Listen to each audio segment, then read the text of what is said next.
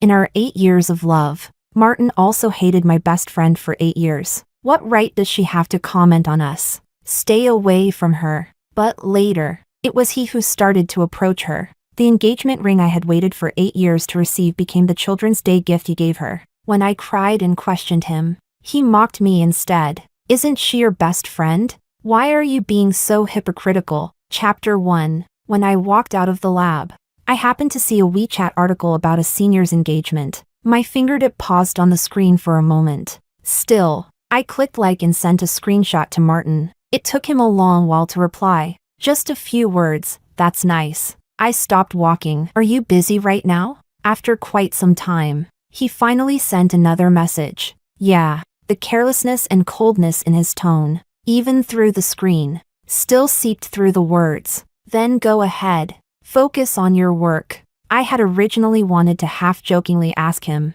so, when are we getting engaged? But staring at those icy words, the courage I had finally gathered vanished. Not a single word came out. This was already our 8th year together. I was in my first year of doctoral studies, while Martin's company had already secured hundreds of millions in funding. Tell me, when do you think he plans to propose to me? I asked my friends. Could it be that he's too busy with work to realize it? Should I give him a hint? Absolutely not. She shook her head repeatedly, advising me sincerely. What kind of woman brings that up herself? It's so cheap. Don't worry, you're still studying anyway. Maybe Martin is just waiting until his career stabilizes more before he proposes. Chapter 2. On the way home, heavy rain suddenly poured down. I hadn't brought an umbrella, so I rushed under my backpack to find cover. But I missed a step and fell straight into a puddle. Soaked. Limping awkwardly, I dragged myself under a roof and thought about calling Martin.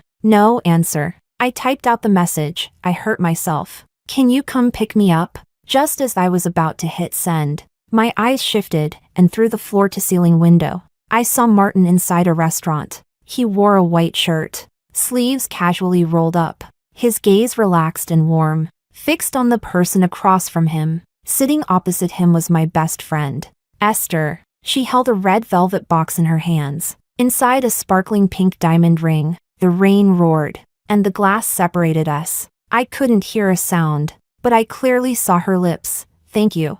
I really like it. I stood frozen outside the window. The chill crept up from the dirty, wet hem of my skirt, seeping into my bones. My backpack, along with all the documents inside, was drenched. I couldn't stop trembling. Just before the tears fell, Martin suddenly sensed something, turning his head through the glass. Our eyes met. He shot up from his seat. Olivia. Chapter 3. When the waiter led me inside, the restaurant was filled with the mellow sound of a cello. Because I looked so bedraggled, nearly every gaze turned toward me. Olivia. What brings you here? Esther, calm as ever, warmly hooked her arm through mine. I was just telling Martin, today's Children's Day. We should end the celebration early so he can go home and spend the holiday with you.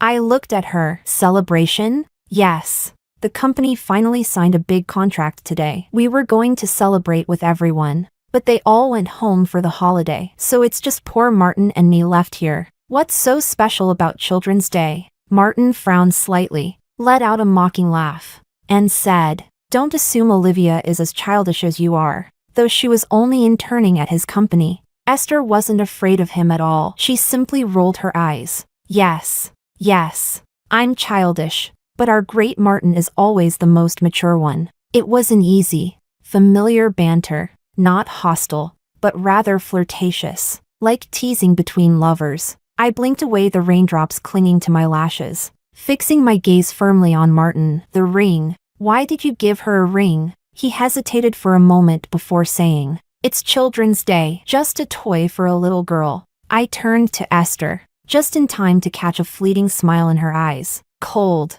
laced with mockery and malice. But when I looked again, it had already dissolved into her usual innocence and eagerness. Oh, that? It's not a real diamond ring. Just a fake. A toy. A few days ago, I confessed to the guy I liked. But he rejected me. I was really sad. So Martin bought this to cheer me up. Right. Martin? In Martin's usually calm and detached eyes, Some faint emotions seemed to flicker, but in the end, he merely nodded. Yes. Between them, there was clearly an undercurrent, something huge they were hiding together, and I had no idea. I stood there, lips pale, fingers wringing my skirt again and again, unable to hold back the sting rising to my eyes. Is that true? Of course it is. I'll be going now. Esther tossed the ring into her bag. After walking a few steps, she suddenly turned back, smiling brightly at me. Olivia. Happy holiday.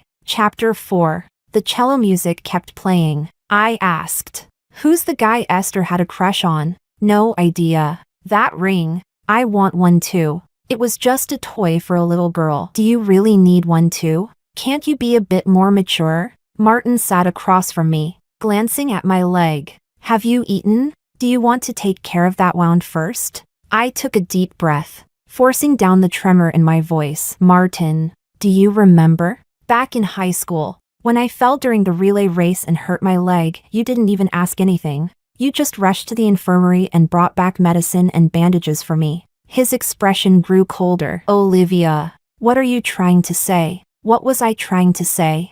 At 16, Martin was cold and distant by nature. Yet when I fell, he panicked so much his face turned pale. At 26, Martin was successful and admired. But now, standing before me, he felt like a stranger locked in opposition against me, digging my nails into my palm. I tried to keep my tone steady. It's a holiday. You're having dinner alone with another woman, and you gave her a diamond ring. Am I not allowed to ask about it? Another woman? Martin suddenly laughed, his eyes mocking as they fixed on me. When I first rejected her resume, who was it that begged me, calling out Esther again and again, insisting I take her as an intern? Today she closed a contract, and we came here to celebrate. Yet here you are again, starting trouble. Olivia, how did you become so hypocritical? My eyes widened in disbelief. Tears blurred my vision almost instantly. 8 years of love, 22 years of growing up together,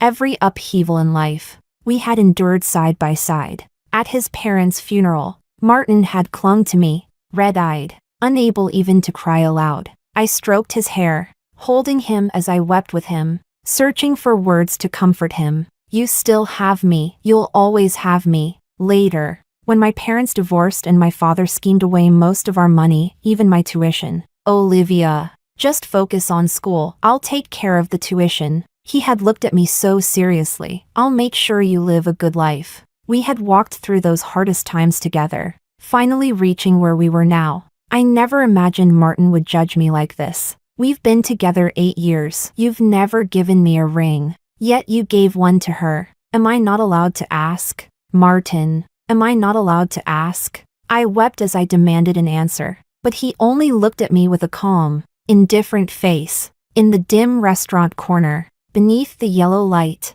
I covered my face, crying uncontrollably. When I lifted my eyes, Martin sat across from me, lowering his head to glance at his phone. In his eyes, shadows flickered darkly. When he noticed me looking, he quickly turned off the screen. The next moment, Martin's Adam's apple shifted as he swallowed. Then he abruptly stood, looking down at me from above. He said, "Something's come up with work. I have to go back. Since you're not hungry, just take a cab home yourself." Chapter 5. I limped into a taxi and went home. The wound on my knee had already mixed with the dirty rainwater into a sticky mess. As I hissed through clenched teeth while cleaning it, tears fell as well. Martin and we weren't always like this. When I was little, I was thin and small, often bullied. He would run to fight for me, outnumbered, blood covering his face, still throwing punches. Those kids were terrified and never dared to bother me again. In our junior year of college, when he started his business, I was by his side, running everywhere with him to talk to clients. Once, after drinking too much at a business dinner, I ended up hospitalized with acute gastritis. It was there that I first met Esther, a younger student in my department.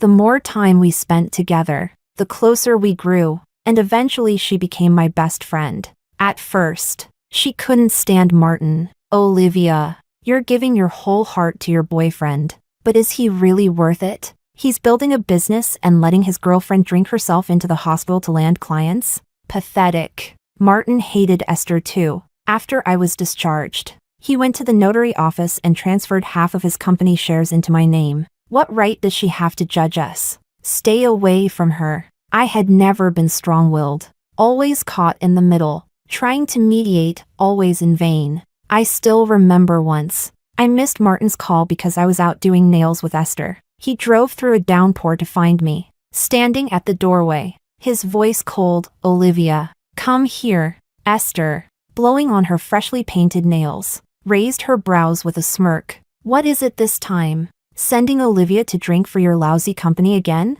Back then, they were sworn enemies, until Esther's senior year, when it was time for her internship. By then I was in my second year of grad school, and Martin's company had grown considerably. She wanted to join his company, clinging to my arm and swaying playfully. Martin's company is in a new industry. It's a perfect match for my major. Olivia, I can even help you keep an eye on him. See if he flirts with any female employees. I laughed and patted her hand. Impossible. We've been together 5 years now. Our relationship is solid. When I got home, I brought it up with Martin. He was reviewing contracts under the lamp. At my words, he let out a mocking laugh. Esther? Have her send her resume to HR. But because she had previously failed a core course, her resume was filtered out. She bit her straw, eyes rimmed red. I wasn't in a good state back then. Martin knows that. Why be so strict? I'm his girlfriend's best friend.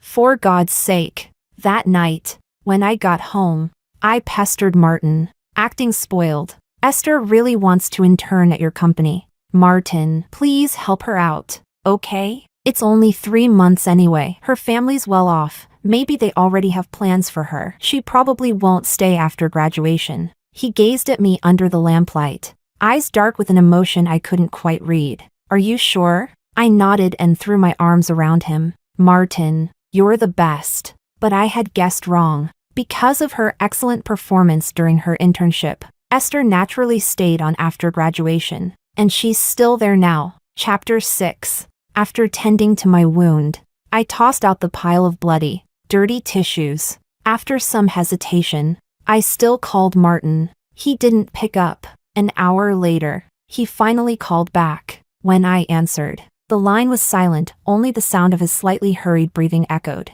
I asked softly, so, are we breaking up? Olivia, are you insane? Martin's reaction was immediate, almost shouting at me. Argue a little and you threaten me with breaking up? When did you become so unreasonable? Tears spilled instantly. I thought of the past. In our first year of dating, we had fought once. I had glared at him with red eyes. If you think I'm not good enough, you can just break up with me. He had panicked, holding me tightly. I've never thought you weren't good enough. Olivia, we're just fighting. You can't throw around the word breakup. And yet now, it had come to this. Suddenly, I felt unbearably tired. Without a word, I hung up.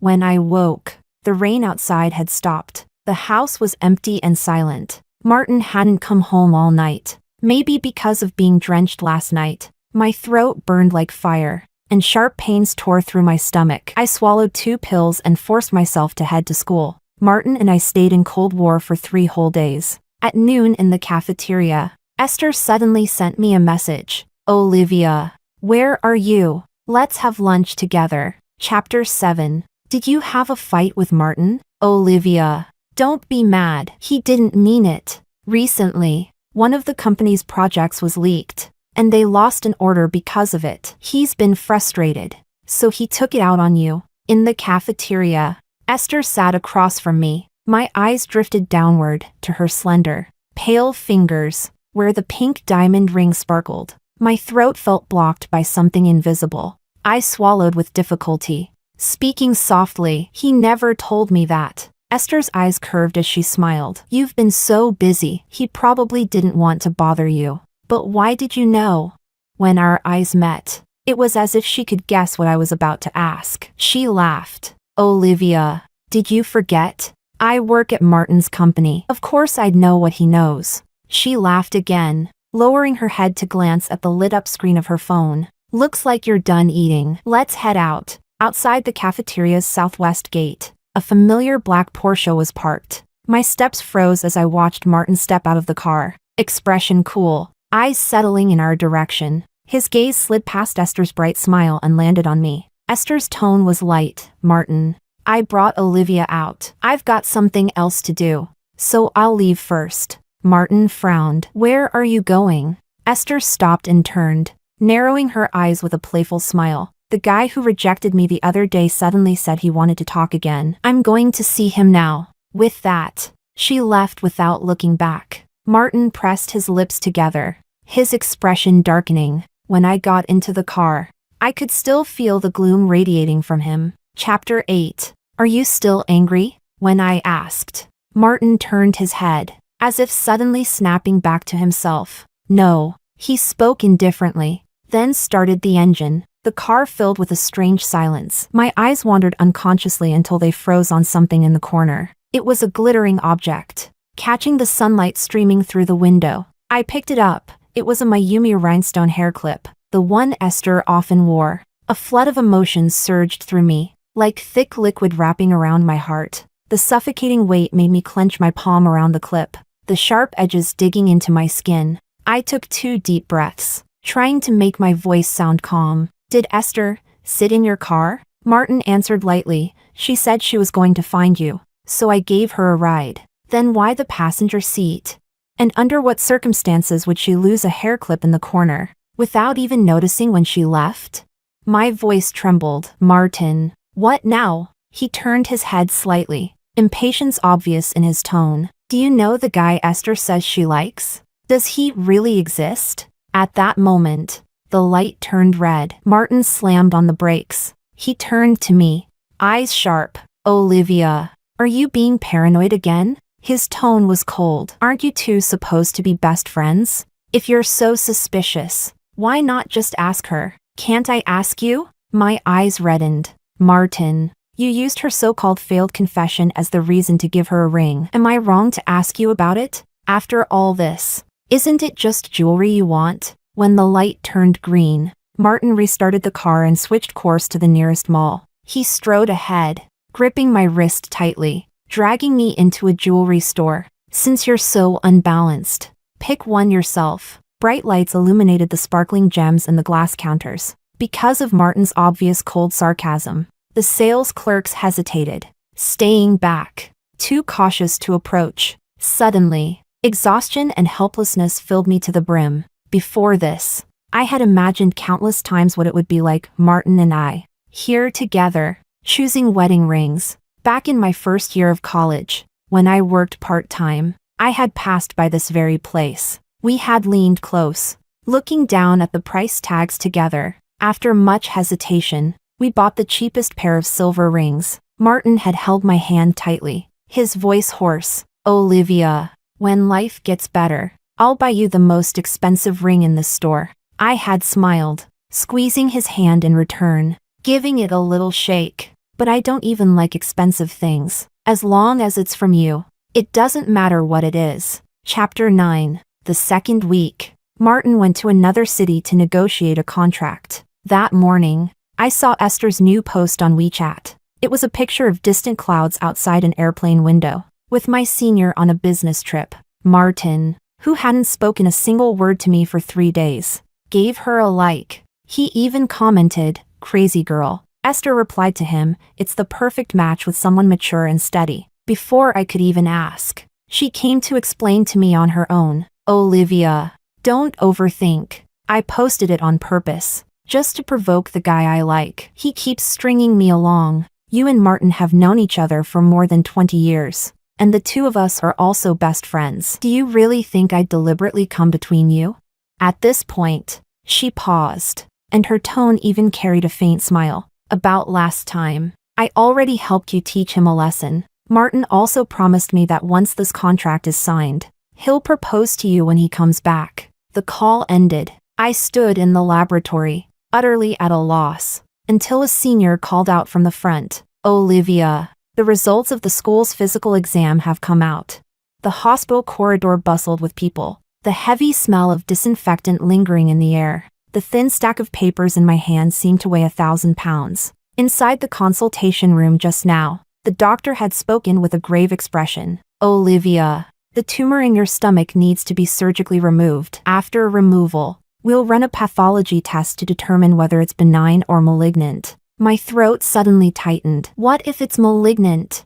If it is, then you and your family should prepare for chemotherapy. Even if Martin and I were in a Cold War, my first instinct was still to call him. Because 3 years ago, after my mom died of cancer, he became the only family I had left. With trembling fingers, I dialed his number, but all I heard was the endless, monotonous ring. No one answered. The sudden fear of the unknown consumed me whole, choking back tears. I could barely force out complete words. Martin, please, pick up the phone. Almost without thinking, I clicked into Esther's post. Last night, she had posted a new update. Through my tear-blurred vision, I saw Esther in a beautiful red slip dress, leaning by a floor-to-ceiling window. Her cheeks were flushed, a glass of wine raised in her hand. She was clinking glasses with the person opposite her. To us, and the person sitting across from her, the faint reflection in the glass revealed the bathrobe on his body,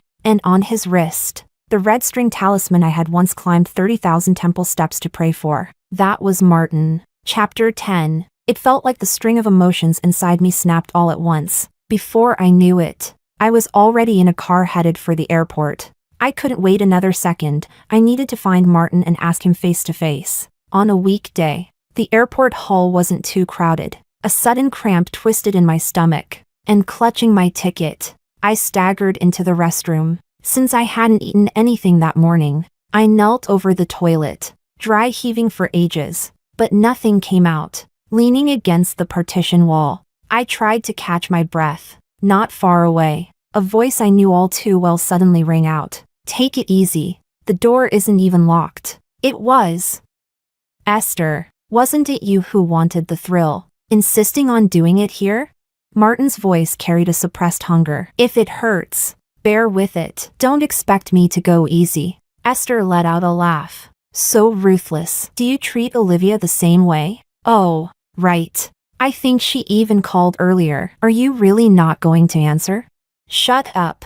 Martin seemed to bite back a groan, his voice muffled. Don't say her name at a time like this. That's true. You were the one who told me, no matter how good a dish is, eating it for over 20 years gets boring. Esther giggled. Tell me, if Olivia knew that last time you used the contract as an excuse to drive over in the pouring rain just to sleep with me, how heartbroken would she be?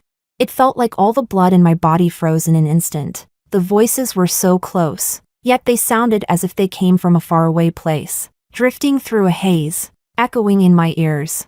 I don't know how long it took before I regained enough strength to move, push open the door of the innermost stall. What I saw was absurd, filthy, unbearable. My stomach churned violently, pain ripping through me as I opened my mouth. My voice mechanical. Martin. The two people inside froze instantly, turning their heads to look at me. Chapter 11. I watched Martin's face go suddenly ashen, and an absurd, overwhelming sensation rose up in me. The dull ache in my stomach returned with a vengeance, this time far worse, intolerable. I clutched my stomach and bent over, probably because my expression looked so pained. Martin, his clothes still disheveled, came over to support me. Don't touch me. I snapped upright and slapped him. I hit him with all my strength. His face turned aside and quickly swelled red. Gross. Martin, you're disgusting. Both of you are disgusting. My eyes stung. Tears blurred my vision. I wanted to slap him again, but a spasm of pain in my stomach took all my strength away. Don't be so angry, Olivia. Esther smoothed her clothes and stepped out from behind him with calm composure. She gave me a faint smile. Didn't you say we're best friends and you'd share everything with me? So it's only natural that I share your boyfriend, right?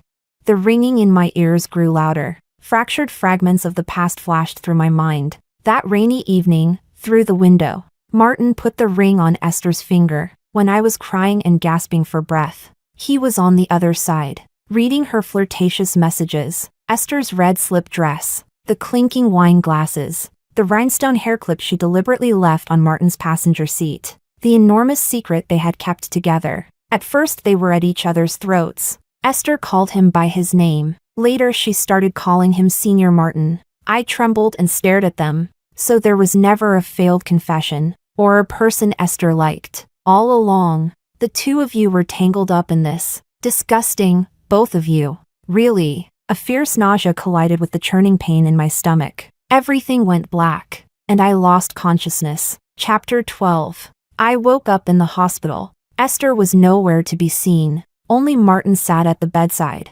looking at me with a grave expression. He was holding that exam report in his hand. Why didn't you tell me? Martin's face was frighteningly pale. Olivia, you were sick. Why didn't you call me back? I looked at him with a blank expression. When did it start? Olivia, the doctor said you can't. I'm asking you, when did you and Esther start? I lost control and grabbed the glass ashtray from the bedside, swinging it hard at Martin. He didn't dodge. The ashtray struck his temple. In an instant, a bright, shocking red welled up.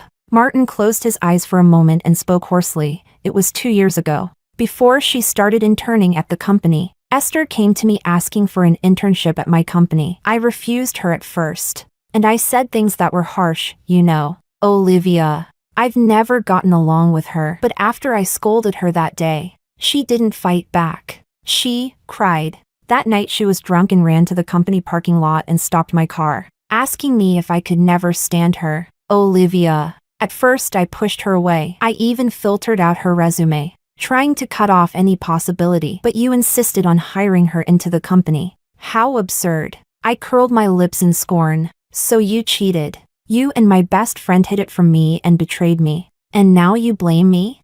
That's not what I meant. I stared straight at him. In the reflection of Martin's pupils I saw what I looked like now. My eyes rimmed red, as if about to spill blood. Olivia, believe me, it was a momentary lapse. I never intended to marry her. We've been together so many years. He faltered there and could not continue. I covered my face, laughing and crying at once. So you remember we've been together so many years. From the moment we met at 4 years old, to his nervous confession at 18, to now at 26. 22 years in total, all the crucial moments in life. The times we were most alone and helpless, we were each other's company. He was like a part of my body, seamlessly grown into my life. Peel him away a little and blood gushes out. Even though signs had long existed, I refused to believe he would betray me, because what I had with Martin was more than just lovers. You're still lying to me, Martin. Even now, you're trying to lie.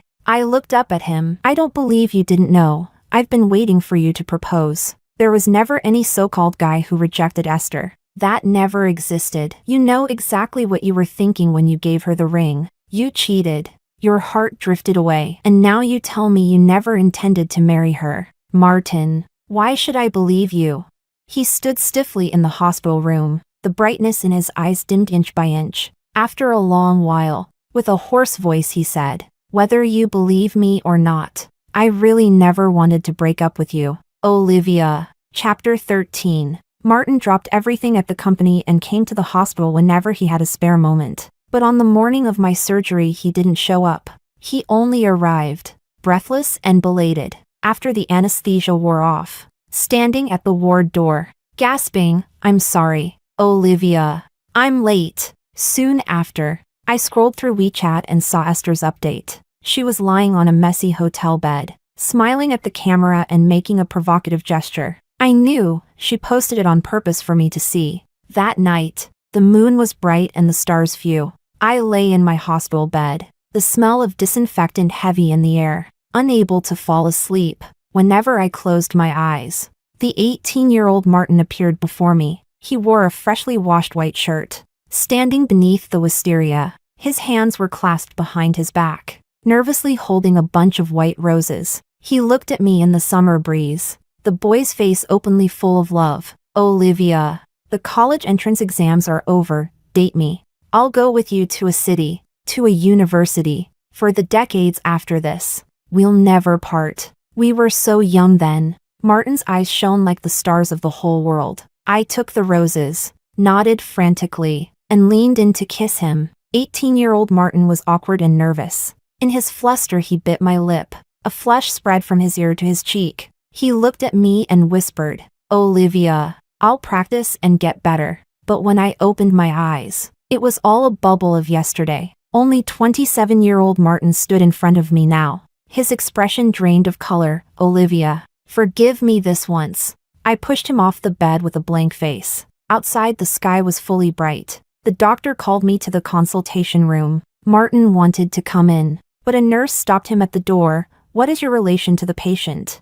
"Family." I spun around sharply. "He isn't." Martin's fingers froze in midair and trembled. All the years we had walked together couldn't, without concrete proof, be used to certify that he was now the most important person in my life. I gave him a cold glance, then turned and walked into the consultation room. The door closed behind me. The doctor's expression was grave. "Olivia, your pathology results are in." Chapter 14. A long, long time ago, when Martin and I were still in middle school, on my way home from school riding my bike, I fell and hurt my leg. We were in a Cold War then, but when he picked me up and rushed me to the hospital, he nearly cried. "Olivia, it's all my fault. Please don't be hurt now." I walked out and handed him the pathology report. "The doctor says my results aren't benign." "What does that mean?" I let out a bitter laugh. "It means I'll be dead soon, and then you can be with Esther openly." "Happy?" He froze in place, unable to move for a long time. After a while he reached out, trying to hold me. "No, Olivia, we can get treatment." Before he could finish, in the bustling hospital corridor, I suddenly raised my hand and slapped him hard across the face. "You know what the doctor said? My chronic stomach problems are tied to past episodes of excessive drinking leading to gastric bleeding and recurring gastritis." Martin stared at me blankly. I thought he must remember. At that time, I had been pushing myself to raise my GPA, giving everything I had. My digestive system had always been fragile. Because my stomach kept acting up, I'd been hospitalized twice for 4 treatment. Even so, I still went with him to meet clients. The investors across the table targeted him for being young and deliberately made things difficult, forcing him to drink. I snatched the bottle away and downed it in one gulp, then threw up in the restroom. You still have to haggle over the contract. If you drink until you're drunk and not clear-headed,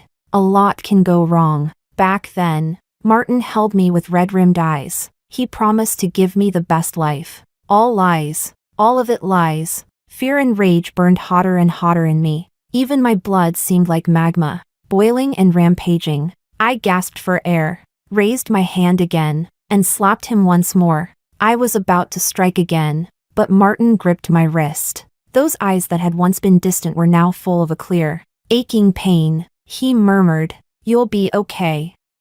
Olivia, you'll get better. We'll find a way for chemo and surgery. Don't be afraid." He pulled me into his arms. I dropped my lashes and let go of everything, as if I'd finally reached my limit. I buried my face in his chest and cried aloud. Chapter 15. When Esther came to the hospital, it was already evening. She looked at the 4 needle in the back of my hand. After a moment of silence, she finally spoke. "Olivia, you've been with him for 8 years, and he's never thought about proposing to you. Didn't that ever make you wonder?"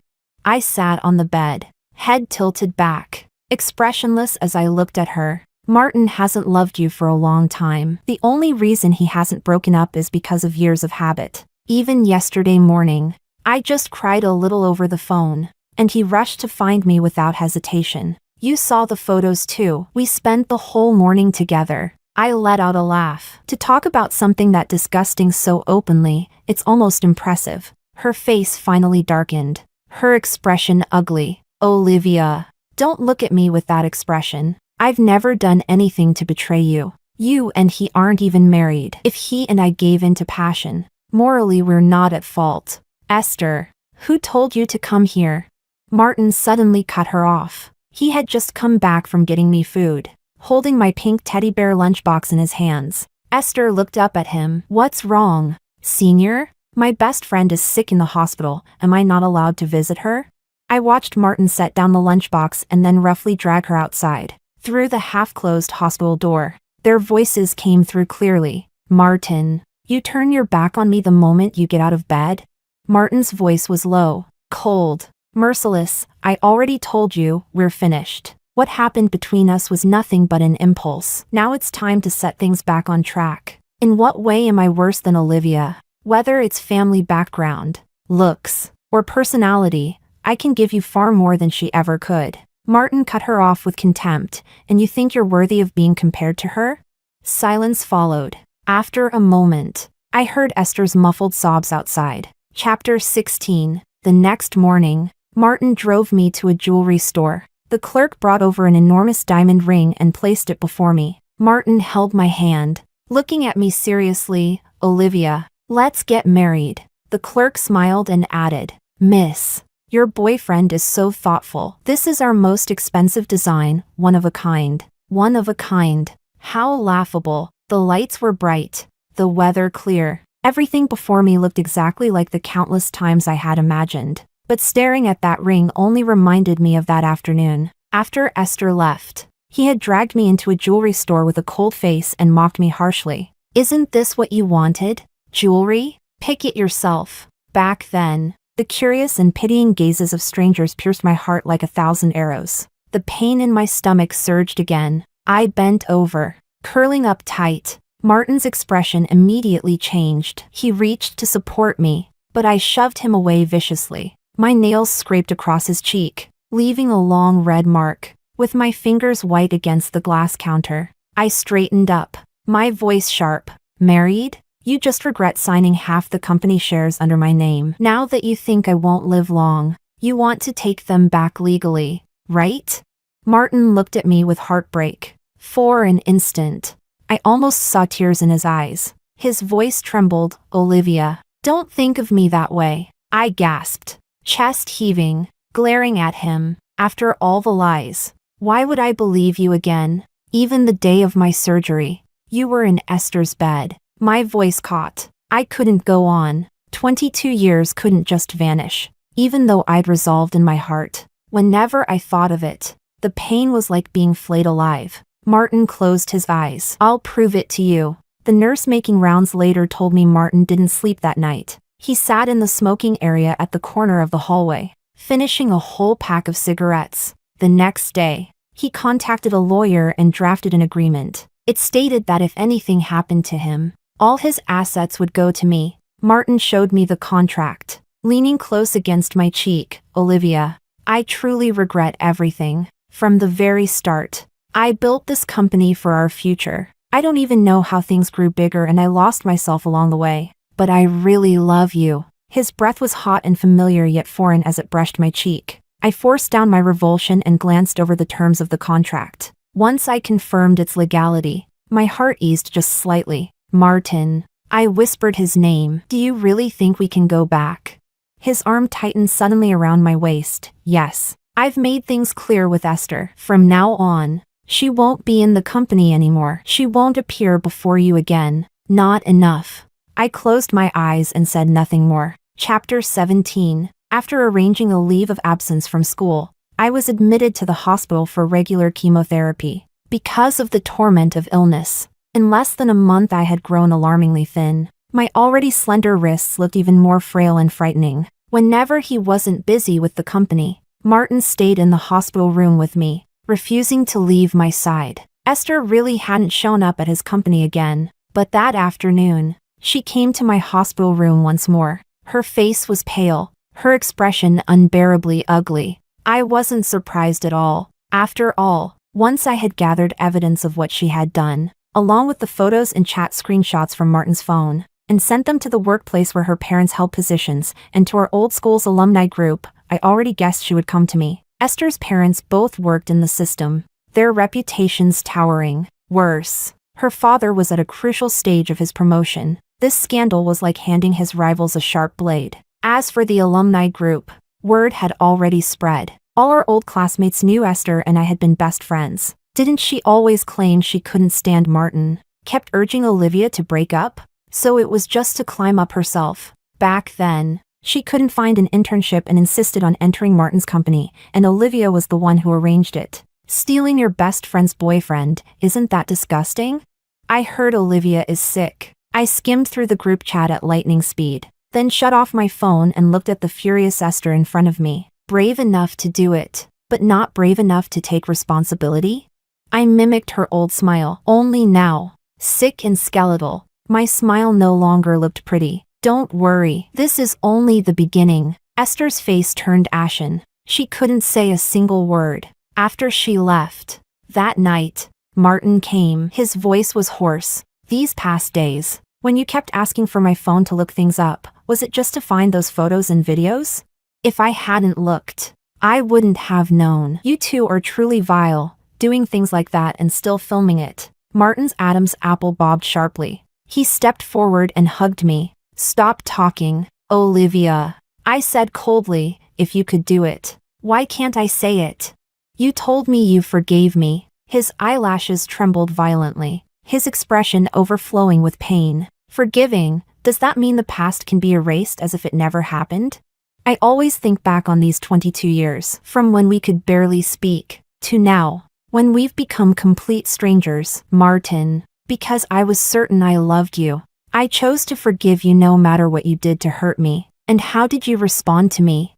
You two, one was my boyfriend, the other my best friend. So many times you shamelessly flirted right in front of me. Was that thrilling? Or was it just that in your eyes I was truly that stupid, that slow? So you were sure I'd never discover your affair? Martin, you're disgusting, absolutely vile, agitated. The pain in my stomach surged again. I clutched the bed's edge, gasping violently for breath. A nurse came in and knocked, preparing to set up my four. I closed my eyes. Get out. I don't want to see you right now. Chapter 18. Chemotherapy left my body weaker day by day. Perhaps standing at the brink of life and death finally made him remember the past he once thought he could ignore. The way he looked at me grew more tender with each passing day. He began drinking, and when drunk, he would stumble to my bedside, clutch my hand, and apologize. Forgive me, Olivia. When you get better, we'll get married. Let the past stay in the past, all right? In the face of life and death, what could possibly be unforgivable? I lay in bed, silent. I could never forget, it was a drizzly autumn afternoon, when Martin came to see me in the hospital. He suddenly said he had heard about an expert with great experience in treating cancer. Though already retired, I'll go to the neighboring city and invite him to come treat you. But the next time I heard news of him was through a call from the police. Is this mess, Olivia? Because he grabbed the steering wheel. Your boyfriend Martin was in a car accident on the highway. He died on the spot. There was also a pregnant woman at the scene, sent to the hospital for emergency treatment. It was as if countless bubbles rose to my ears, muffled beneath a roaring from afar. I looked down at my phone. On the screen were my messages with Martin's rival company, discussing how to sell off my half of the shares, how to make Martin, now so successful, feel the same searing pain as I did. But before I could act, the news of his death came. The pregnant woman with him was Esther. Even until that day, they had never fully cut ties. At the police station, I received Martin's belongings, a blood-stained phone. When I turned it on, I saw the new chat messages between him and Esther, unsent, undeleted. Even with their twisted mix of love and hate, they were still entangled. There was never any retired cancer specialist. It was all lies. All of it, lies. Chapter 19. Miraculously, after several rounds of chemotherapy and one more surgery, my body began to recover, and that agreement Martin had only drafted to ease my mind by a twist of fate. After his death, it made me the inheritor of all his assets. By the time I fully recovered and was discharged, it was already the following autumn. Withered yellow leaves swirled and drifted down before me. One of them happened to land in my palm. I held it, noticing a trace of green at its stem, life sprouting from the edge of despair. It suddenly reminded me of Martin, already gone, long, long ago, when we were still young. It was a late autumn day like this one. After school, we were playing and joking around, when he suddenly lifted his hand. Because I had grown up under my father's abuse, I instinctively flinched. A flicker of pain flashed in Martin's eyes. He lowered his hand and pulled me into an embrace. Olivia, I will never hurt you. In the end, just another lie. Words spoken in love only hold meaning while that love lasts. Story 2.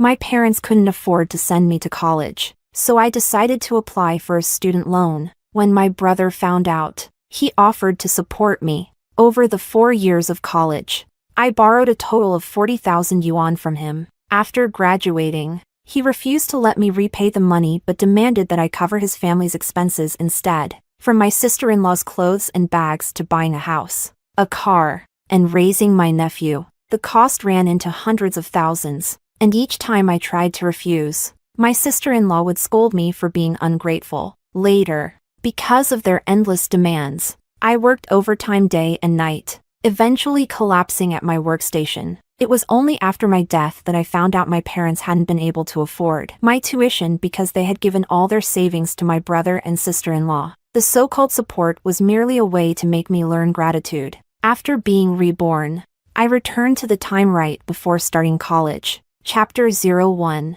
The day I took the student loan application to my dad for his signature. My brother Paul came to me voluntarily. Dad is getting on in years, and you're still asking him to guarantee a loan for you. As his children, we shouldn't be so ungrateful. Let me pay for your college. In my past life, hearing those words moved me to tears. I thought he was the best brother in the world and silently vowed to work and study hard to pay him back as soon as possible. Later, with the help of scholarships, part-time jobs, and some support from my brother, I finally made it through college. After graduating, I calculated the money I borrowed from him. It came to 40,000 yuan. I repaid him with double the interest rate of a commercial loan. But he got angry. We're family. Why talk about repayment? If you know how to be grateful, just help out the family more in the future. And so, from the start of my career, my sister-in-law would send me links every few days: clothes, jewelry, makeup, baby formula, diapers, utility bills, all for me to pay. Remembering my brother's kindness, I never complained, spending over 100,000 yuan. Later, when they bought a house in a good school district, they borrowed 200,000 from me, and another 100,000 to buy a new car. They never mentioned paying it back. 10 years after graduation, I was still living in a partitioned room from a sublandlord, eating 10 yuan takeout. The guys who pursued me would leave once they saw my situation. Later, when my nephew needed to attend a private school, my sister-in-law asked me for money again. I really couldn't afford it and suggested she consider a public school instead. She cursed at me. Back when you were going to college, we were struggling too. Did your brother ever say he couldn't afford it? And now, with just one, I can't afford it. You want to take away my son's right to a quality education? If not for your brother, you'd be working in a factory screwing bolts right now. Without your brother, there'd be no you today. Every cent you make now is because of him. My mom also pressured me. Your brother bore your sister-in-law's anger to support you back then. You mustn't be ungrateful. I had no choice but to work during the day and take on part-time jobs at night, working 2 jobs simultaneously. Eventually, after countless sleepless nights, I collapsed at my workstation. The insurance purchased by the company paid over 1 million yuan. My nephew successfully got into a private school. My brother and sister-in-law bought a new car, and their family lived a prosperous life. My mom and dad, chatting idly, had 3 parts regret and 7 parts comfort. Good thing we let Paul pay Anna's tuition back then. Otherwise, how could the siblings be so close? Over the years, he's bought 3 houses. If his sister hadn't helped, the pressure would have been much greater. Just a pity our daughter wasn't lucky and left us early. Only then did I learn that the year I went to college, the 700,000 yuan my parents had saved was all given to my brother and sister-in-law to invest in their shop. On top of that, my dad sent them 6,000 yuan each month to support the couple. The so-called support had been a decision made by the whole family, all to foster sibling relationships, so that after graduating, I would devote myself to helping the family. These were the family members who loved me. Chapter 02. Anna, you have to remember that your brother took on debt to pay for your college. You must repay this kindness properly in the future. My mom's voice pulled me back to the present. I was dazed for a moment before quickly regaining my clarity. I grabbed the application form and said to Paul, "Brother, you're right. Dad is getting older. We shouldn't make him worry about taking out a loan for me anymore. So I've decided to apply for a campus loan, which doesn't need a guarantor. Don't worry about it. What they didn't know was that there were two types of student loans. One was a provincial student loan, and the other was a campus loan. The former needed a parent's signature, while the latter didn't. In my past life, I was fooled by the illusion of family love, indulging in their lies. I thought my brother was really looking out for me and obediently gave up on the loan. But later, whenever I needed money, I had to deal with my sister-in-law's attitude, and getting any help was a constant struggle. The emotional debt, however, was one I had to repay for my entire life. Paul's face changed. How can that be right? Mom and Dad are still here, and even if they weren't, there's me, your brother, letting you take out a loan for college. What would people say? I scoffed inwardly. So that was the reason as well. Not only was it convenient for their future demands on me, but they could also boast to others that they had supported their sister. They got both the reputation and the benefits. Brother, I know you mean well for me, and that's why I can't let myself be a burden to you. Don't worry. I'll always remember your intentions, and I'll make sure all our relatives know that I have a good brother. With that, I gathered my things and left. In this life, I wanted to see, without this so-called kindness, who would truly lose out. Chapter 03. After half a month into the new school year, the loan was successfully approved. The class president learned about my situation and asked if I wanted to apply for financial aid. I smiled bitterly. We have a car and a house, and my parents' income isn't low, so there's no way I qualify as a student in poverty. In well-off families, it's often the daughters that live like they're poor, such is the custom around here. Fortunately, with 10 years of experience as a coder in my previous life, I at least have a marketable skill. During college, I started taking freelance coding jobs online. Depending on the project size, I could make anywhere from a few hundred to a few thousand yuan. Together with scholarships, I was living pretty decently. As expected, my parents soon started probing, asking how much I was making with my side jobs and how much I had saved. Occasionally, they'd send me pictures of my father working at a construction site, sweating under the blazing sun. His face was flushed red, eating steamed buns with pickled radishes. Your sister-in-law is about to give birth, and the whole family is under a lot of pressure right now. You should try to be more frugal. Don't spend money carelessly when you have it. In my past life, every time I saw how hard they worked, my heart would twist with guilt. It felt like every cent I spent in school was a crime. But now, I feel nothing. I moved my fingers and sent them a picture of plain white rice with the free soup from the cafeteria. A university student working part-time is just doing grunt work.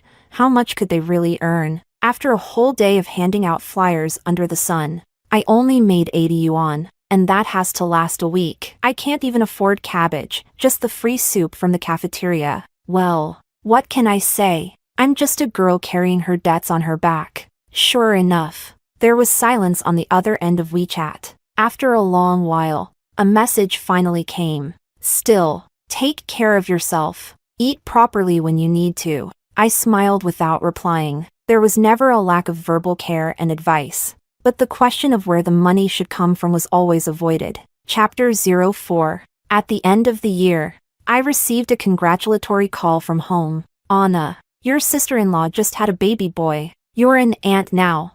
I could feel my mom's excitement even through the phone line. She wanted me to buy some jewelry as a welcome gift for the baby. In my past life, I gritted my teeth and bought a golden lock using my credit card, and ended up eating instant noodles for an entire month because of it. Later, when I went home, I overheard my sister-in-law complaining about how light it was. This is what she dares to give? I smiled. Mom, I'm still a student myself. What do you expect me to give? She started playing the emotional card. You're the child's aunt. You can't give nothing at all. It doesn't matter if it's a lot or a little. It's the thought that counts. Your brother isn't asking much of you. All right. Fine. I ordered a silver-plated lock for 9 yuan, shipping included. From the web, front side engraved with heart, back side with intention. Don't ask if you do. It's simply heartfelt intention. When my mom came to scold me, I put on an innocent face. Didn't you say it had to be a heartfelt intention? Why are you blaming me now that it's exactly that? She was so angry that she couldn't speak. Chapter 05. From then on, I relied on coding and could basically support myself. By the second year, I didn't need loans anymore, and I had more financial freedom. I signed up for the school's exchange program and went to Hong Kong for a study tour. I also participated in competitions, winning an award in Beijing. My entire university experience was extremely fulfilling. By the time I graduated, with all my project experience, I received an offer from a foreign company in Shanghai, and that year, my sister-in-law got pregnant with her second child. As expected, greetings from home arrived right on schedule. When they heard that I had secured a job in Shanghai, Paul started lecturing me. A girl like you shouldn't be going so far away. Mom and Dad are worried. Find a job closer to home. I replied casually, it's Shanghai, not Mumbai. What's there to worry about? If we're talking about safety, our hometown can't compare to a big city. He hesitated for a moment. The typing indicator on WeChat appeared and disappeared. After a while, he finally replied, my wife is pregnant, and both Mom and Dad have to work. Taking care of one child is hard enough as it is. Get a job closer to home. Come back often to visit. The family can take care of you. The stream of words transformed into an abacus, each bead bouncing off the screen, smacking me in the face. In my past life, my job wasn't far from home. I came back almost every weekend, shopping, cooking, taking care of the kids, accompanying my sister-in-law to her prenatal checkups. I always had to bring gifts. Whenever I went back empty-handed, her expression would turn sour. Each trip cost me hundreds. Eventually, I was just too exhausted and didn't want to go back anymore. Then came the usual complaints, a white-eyed wolf who doesn't appreciate kindness. She won't even come home. So-called being cared for was nothing but me being drained dry. I sneered and sent back a heartfelt voice message. Brother, I know you're just concerned for me, but I've grown up now, and I have the ability to live independently. How could I keep depending on Mom and Dad? Don't worry, I'll take care of myself out there. As for my nephew, I can always video call if I want to see him. Before he could respond, I quickly sent another message. All right, gotta go to work. Acting clueless was the strategy here. Chapter 06. Without my help, my sister-in-law's second pregnancy was a complete mess. She complained about no one accompanying her to checkups, severe morning sickness that made her unable to eat, and the first child crying, disrupting her rest. There were constant arguments between them. To ensure her son's family harmony, my mom quit her job to take care of them, but Paul's store still wasn't profitable, which left only my dad's income to support the whole family. Chapter 07. Shortly after I started working, my mom began inquiring about how much I earned, how much was the rent, and how much did I spend on food. I activated my vague answer mode. It's okay. Oh, pretty expensive. Well, hard to say. Unable to get any concrete answers. After much hesitation, she finally came out with her real intention. She wanted to manage my salary. Mom isn't asking for your money. It's just that young people like you spend recklessly and can't save anything. I'm doing it for your own good. To save for your dowry. Your brother handed over his salary to the family for safekeeping before he got married too. She rambled on, acting like she had my best interests at heart. I didn't refuse, but instead, I perked up and said, sure, Mom, you can manage my salary card. Oh, and could you help me manage my credit balance too? I owe 9,000 yuan, almost overdue. Help me pay it off, and then you can deduct it from my salary over the next few months. Her voice froze. Why do you owe so much? What can I do? Mom? Other kids have their parents' support right after graduation. I have to rely on myself for everything. Rent, utilities, none of that comes cheap. All right. She cut me off. I've always told you to save, but you never listen. Good at spending, not so much at earning. Figure it out yourself. Then, all that was left was the beeping sound of a hung-up call. Oh well, hurts the feelings a bit. I idly tapped the screen. Chapter 08. This time around, without their endless demands, life was so much easier. The job at the foreign company was 9 to 5, with weekends off. The salary and benefits were quite generous. I rented a small studio near the company, wore cute dresses, got my hair beautifully curled, and went out for hot pot, barbecue, and skewers with friends. After dinner, walking by the Huangpu River, watching the moon slowly rise over the water, the Oriental Pearl Tower shining among the stars, I spread my arms wide open to the wind, feeling, for the first time, the beauty of the world and that life was worth living. I thought of my past life after starting work, where I couldn't spend even a penny without splitting it in two. In the office, I'd never dare lift my head to order milk tea. Colleagues would invite me to dinner, and though I really wanted to go, I was too broke, so I had to refuse. Seeing people my age dressed fashionably and elegantly, I could only search online for cheap knockoffs. Sometimes, indulging in a trendy dessert once would leave me feeling guilty for a long time. Even though it was money I earned myself, spending it on myself came with endless guilt. Looking back now, day after day of conditioning had embedded in my subconscious the feeling that I wasn't worthy. How ridiculous. Chapter 09. The next time I saw my family was during the New Year gathering with relatives. In the few years I hadn't seen them, my dad had lost most of his hair, and my mom had developed quite a few more gray hairs. They both looked much older. It seemed they hadn't lacked for things to worry about. Paul was busy greeting the guests. My sister-in-law Julia sat on the sofa browsing her phone. She was 6 months pregnant and being treated as very precious. The entire morning, she bossed my mom around, asking her to throw away the trash, calling for a towel,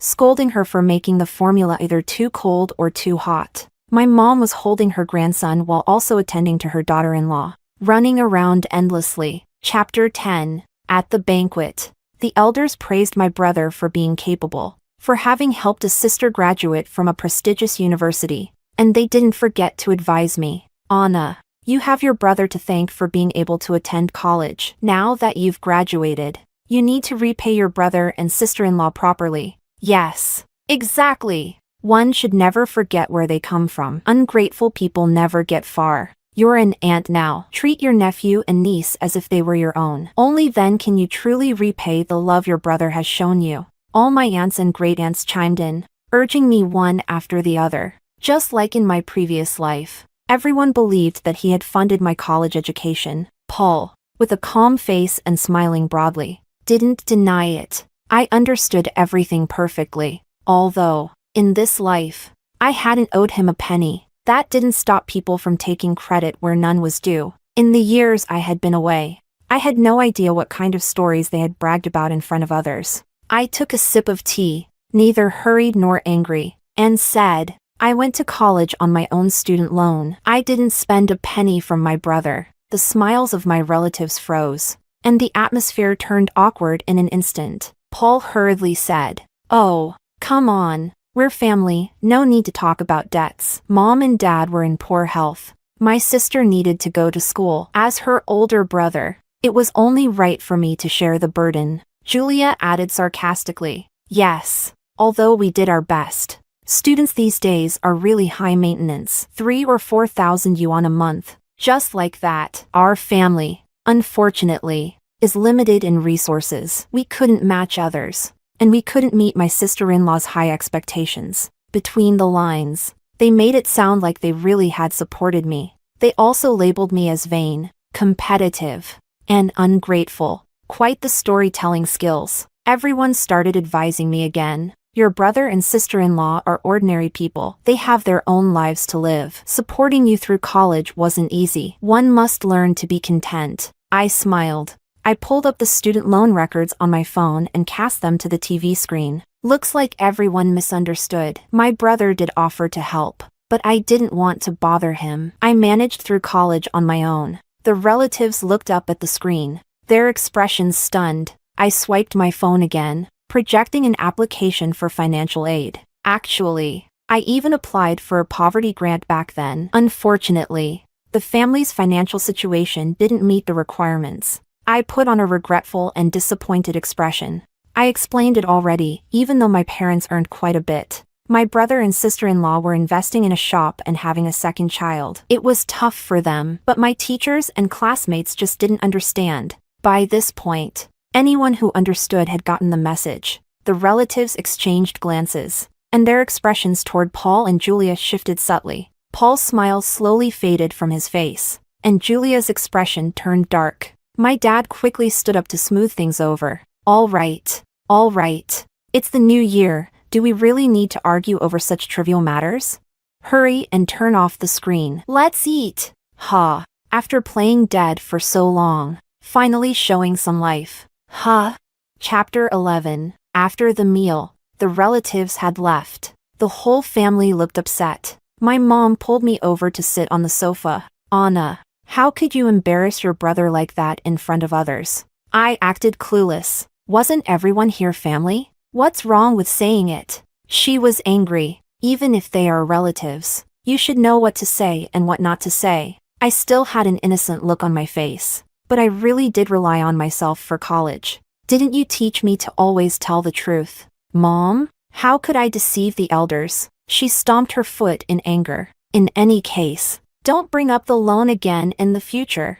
I shrugged casually, feeling utterly delighted inside. Chapter 12. In the afternoon, I was getting ready to leave, but Paul asked me to stay for a few days. He said it was rare for me to be home, and we should spend more time together as a family. Julia, with a sour face, said sarcastically, "Sure, stay if you want, but you can't just freeload."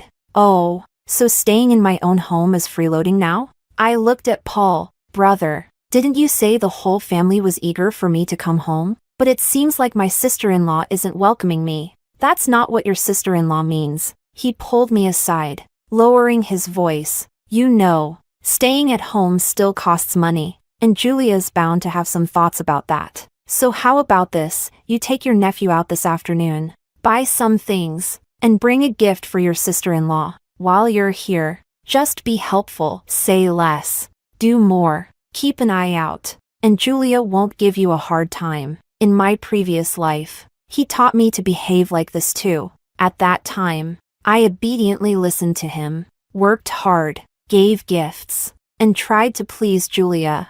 I often took my little nephew to the mall, and each time, the brat would always pick the most expensive things. If I refused to buy them, he would cry, throw tantrums, and lie down on the ground, refusing to get up. When we returned, he would complain that I had bullied him.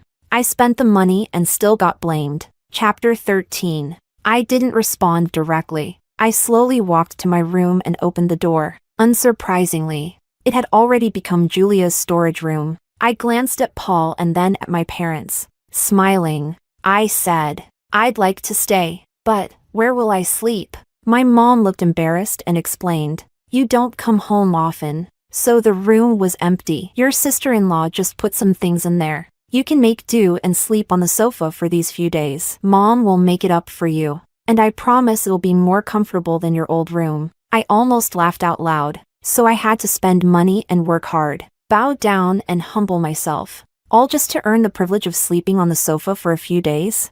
Sometimes, it's really hard to understand. What exactly is the role of a daughter in a family?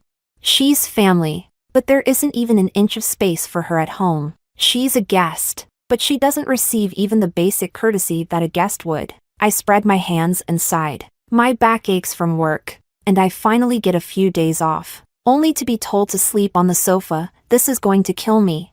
When I visit a friend's house, they prepare a guest room for me, but when I come home, I don't even have a bed. If someone saw this, they'd think I'm facing some kind of trial or tribulation instead of coming home. With that, I turned and left. My little nephew stood by the door, looking at me expectantly. I blinked at him. It's not that your aunt doesn't want to play with you. It's just that there's nowhere for me to stay at home. There's nothing I can do. If I have to spend money anyway, why not stay at a hotel?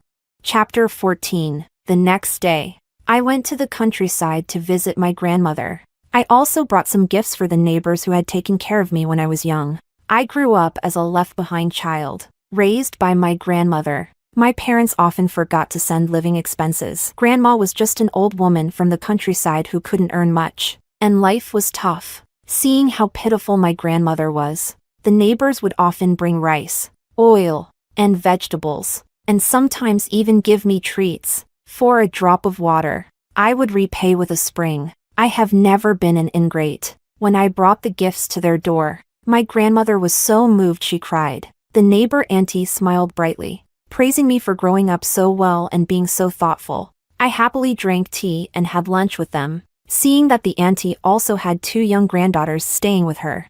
I bought some snacks for the girls and gave them 2 red envelopes. When Julia found out, her eyes practically bled. You don't even spoil your own nephew, but you go and spoil other people's kids. I smiled sweetly and replied, the elders spread good karma, so that the children can reap the rewards. Chapter 15. After the new year, I went back to work. For the next few months, I focused on my job and barely kept in touch with my family, until Julia's due date approached.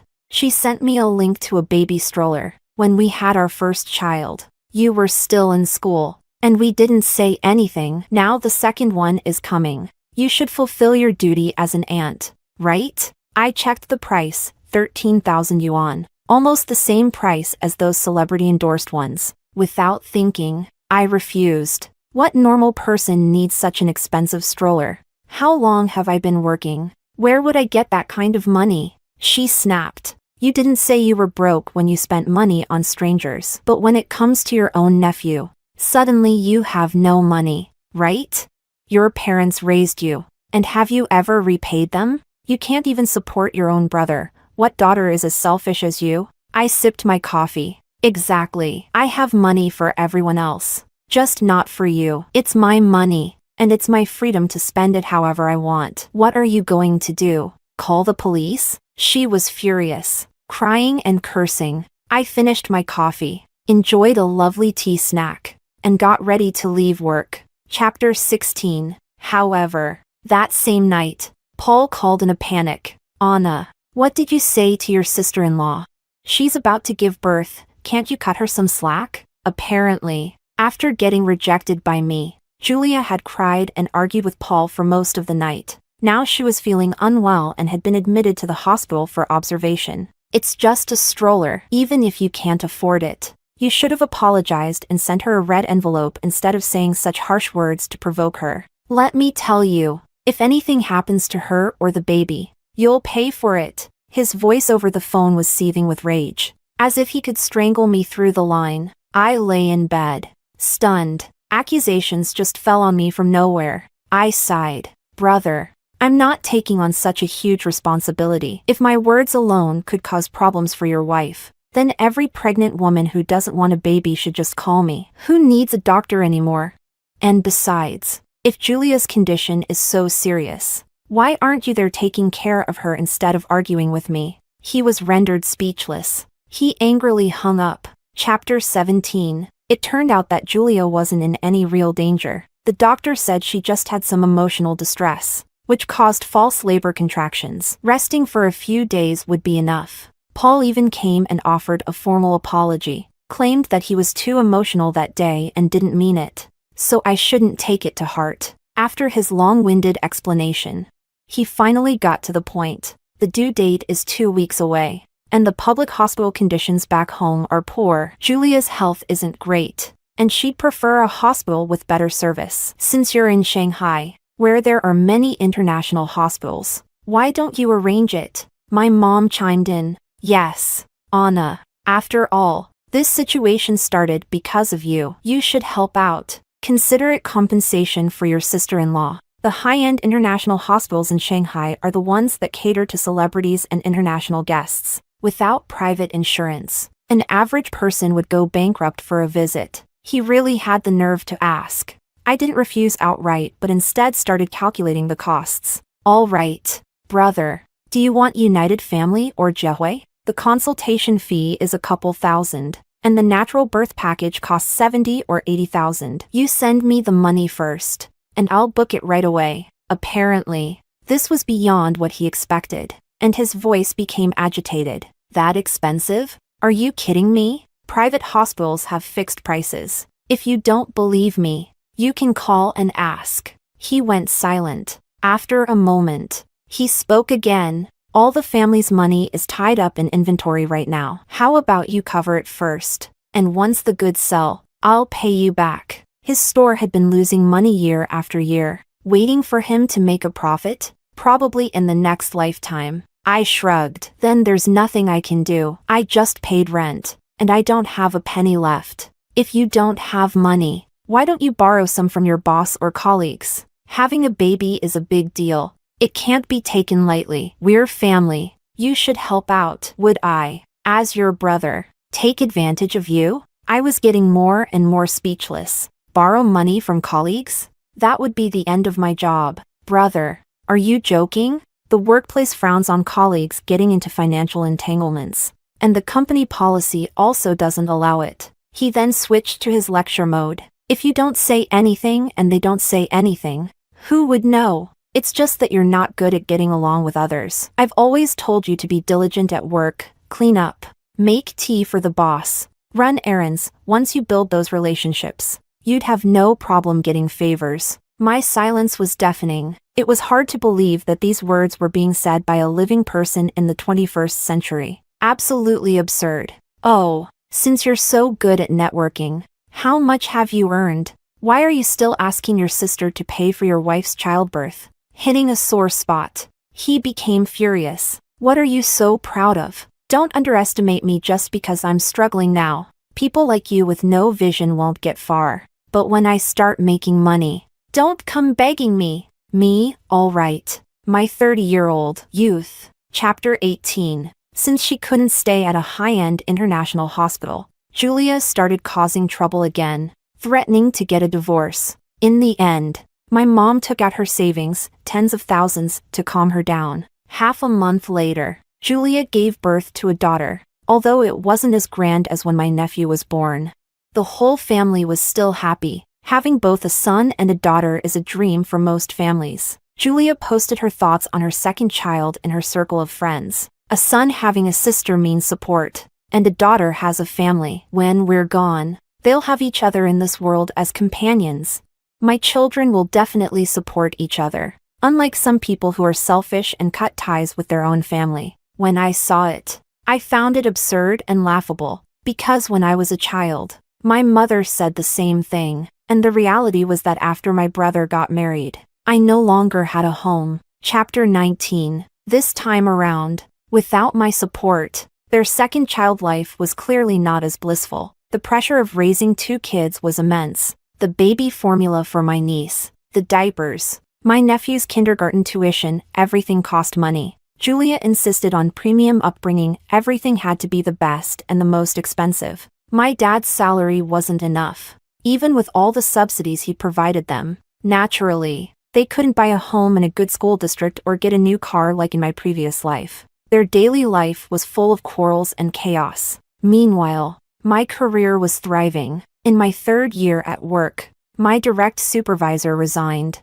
I applied for the department vacancy. With my project track record, I successfully got promoted to team leader, with a 30% salary increase. Chapter 20. When I went back to visit my grandmother again, I accidentally found out that my neighbor's aunt's granddaughter was about to drop out of school. I remembered those two little girls I had given red envelopes to. The elder one was named Lily, currently in 9th grade, and the younger one was Laura, just in 5th grade. Their parents had had an accident a few years back, their mother passed away, and their father was paralyzed. The two grandparents were taking care of their granddaughters through odd jobs. Last month, the children's grandfather passed away from a stroke. The neighbor aunt couldn't afford to support both kids anymore, so she had to sacrifice one of them. After hearing this, I felt conflicted. After much consideration, I sought out the little girl and decided to sponsor them. Having been through the rain myself,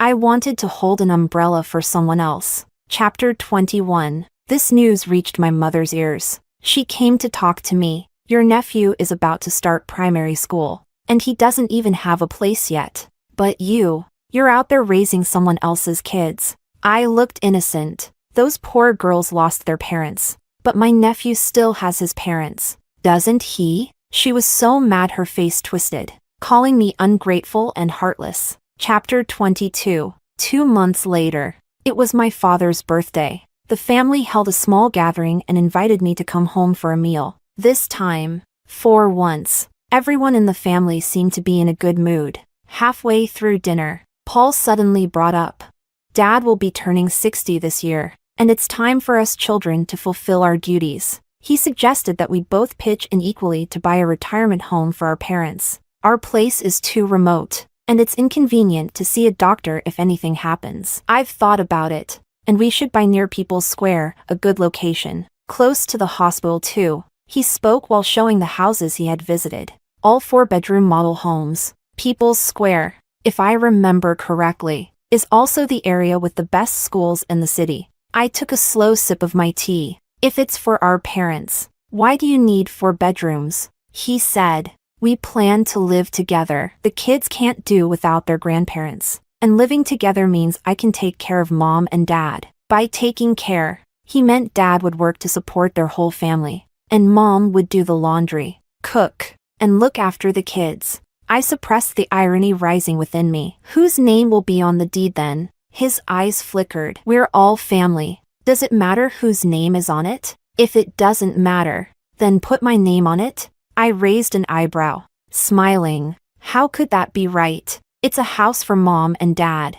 And if it's under your name, it becomes yours. You sure know how to calculate. Oh, and if it's under your name, that's not calculating? All right.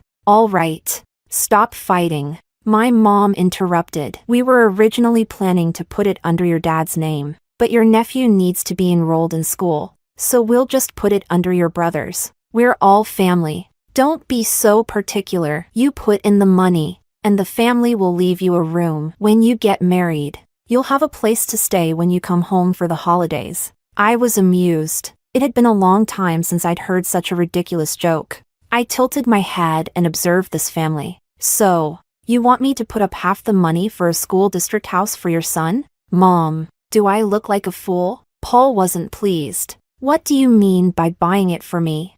I already said it's a retirement home for Mom and Dad. Whose name they put on it is up to them. They raised you, fed you, clothed you, and put you through school. Isn't it your duty to repay them?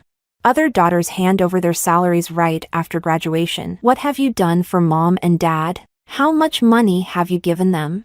You need to learn gratitude. It was our parents who gave us life. They could ask you to buy a house or even give your life, and it would be justified. He rambled on, his self-righteous arrogance spreading over the table like a stench, making all the dishes instantly unappetizing. I really didn't feel like arguing with him. Yeah, I'm ungrateful, heartless, and lacking filial piety, but no one is more filial than you, right? With you, the model son, there's no need for me to pitch in for the house. You can get a 4-bedroom place. Heck, even a seaside villa if you want. Go for it. Whether our parents can live in luxury depends on you. With that, I turned and left. However, after just one meal, my bag disappeared. It was an LV handbag, with my ID card, bank cards, and a bunch of important documents inside. Chapter 23. Everyone had been at the dining table eating just a moment ago.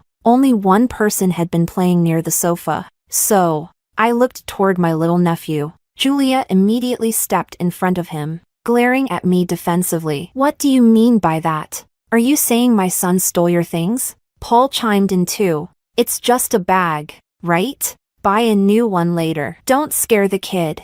I didn't say anything. I simply took out a formaldehyde test strip. This bag is a fake I bought at a leather market. It was cheap, but the leather quality wasn't great. I did a test on it this morning, and it turns out it's been soaked in formaldehyde. Contact with it can cause cancer, and it's even more dangerous for children. Now the whole family panicked. Julia was stomping her feet anxiously. Why didn't you say so earlier? Are you trying to hurt my son on purpose? I rolled my eyes and sneered.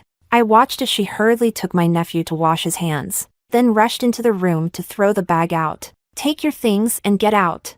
If anything happens to my son, you won't be able to pay for it in your lifetime. I caught the bag steadily. As I was leaving, I turned and smiled at her. Oh, by the way, sister-in-law, I forgot to mention, this one is genuine. The one soaked in formaldehyde has already been thrown away. My bad memory. After that, I ignored her furious curses and walked out. Chapter 24. Unable to get anything out of me, and with not enough savings for a house, My parents decided to buy a small old apartment. But Julia said, living in a small apartment is oppressive. It's not good for the child's development. Paul also said that buying an old and broken place was embarrassing, with no other options. My dad had to shamelessly ask around for loans, but even after asking every relative and friend, they still couldn't gather enough money. My mom came to me again to work on my thoughts. Helping your brother is helping your parents. When we're gone, he'll be your only family left. If you get bullied at your in-laws' place after you get married, won't it be your brother who stands up for you? If you don't help him now, no one will have your back in the future, and you'll regret it. I calmly ate my dessert. A man who can't even stand on his own 2 feet and is still mooching off his parents at his age, how exactly is he supposed to back me up? Marriage isn't mandatory, and even if I end up with a jerk, spending a few thousand to hire a lawyer will solve it. No need to spend hundreds of thousands for someone to have my back. She was once again left speechless. Chapter 25. Seeing that I wasn't responding to either soft or hard tactics, and the whole family was at a loss, Paul found a new opportunity. The A-shares market, which had been silent for a long time, suddenly came back to life. Paul suggested mortgaging our parents' current house to try our luck in the stock market, saying we could definitely make money. Thus, the last safeguard for our family's livelihood was mortgaged away just like that. In just a couple of days, the profits were soaring. He even called me specifically to boast. See that? You underestimate me. I just smiled and didn't say anything. In my previous life, the stock market also surged around this time, but it wouldn't be long before it crashed and made everyone question their life choices.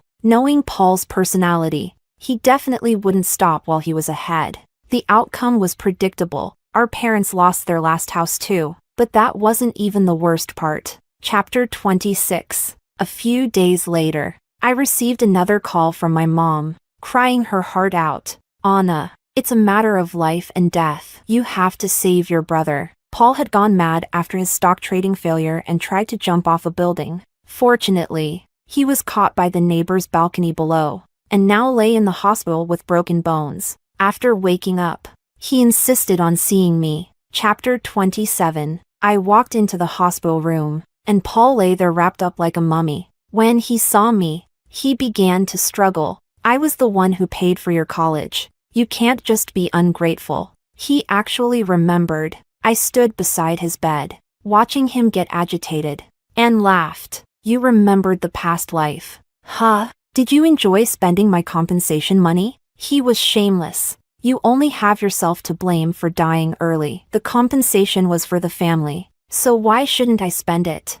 If it weren't for me, would you have gone to college in your last life? Would you have gotten a decent job? So, without you, did it stop me from going to college in this life? I stepped closer and looked at him calmly, as he rambled on. But what about you? Without the so-called kindness as leverage, how come you're failing now? His voice grew agitated. What do you mean, leverage? I paid for your education and ended up raising an enemy? Truly, giving someone a little help earns you resentment instead of gratitude. You're just an ungrateful wretch, and no excuses can change that.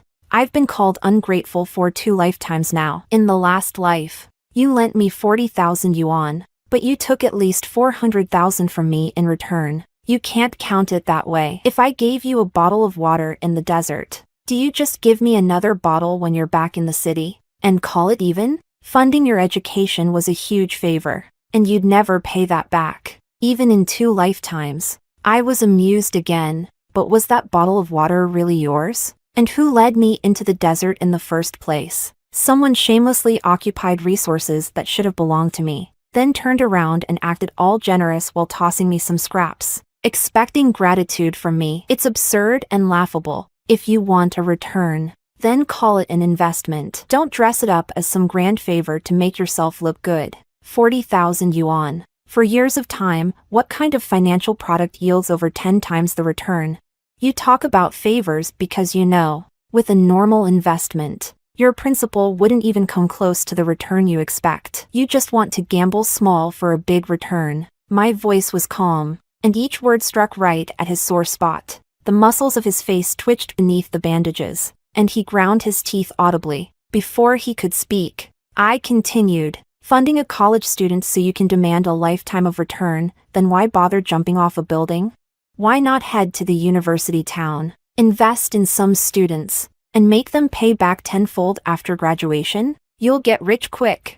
I spoke leisurely, and then, as if remembering something, oh, I forgot. You're broke now. The house is gone, and you're drowning in medical bills. Finishing cheerfully, I walked out of the hospital room just as cheerfully. Behind me, I heard his voice full of rage. Ungrateful wretch. May you die a miserable death. Chapter 28. Afterward, my parents came to me crying several times, but to no avail. They had no choice but to transfer ownership of the family shop to gather enough money for Paul's treatment. My mom, while taking care of the kids, took on a job cleaning in the neighborhood. My dad, at his age, worked 2 jobs. Julia cursed people daily, complaining about her unfortunate marriage and their lack of capability. The whole family was in chaos. The 2 elders had worked tirelessly for most of their lives and ended up with nothing but illnesses in their old age. Chapter 29. In the following years, my career progressed steadily, and I was promoted to middle management. The 2 young girls I sponsored both got into college. After Lily graduated, she started transferring money to me. Grandma always told me that one must understand gratitude. Sister, all the money you gave me over the years, I will pay back double. I accepted the principal but refused the interest. Our society should nurture independent, well-rounded people, not grateful slaves. Sponsorship is about passing on kindness, not shackles. You don't need to live with a sense of guilt. Back when the neighbor auntie helped my grandma and me, she never did it to gain anything. In the same way, when I helped these 2 girls, I didn't expect anything in return. If you start with an ulterior motive, every penny given will be begrudged, wanting to claw back 100 or 1,000 times over. That isn't kindness, it's calculation. I spent a lifetime breaking free of those shackles. I won't place them on anyone else.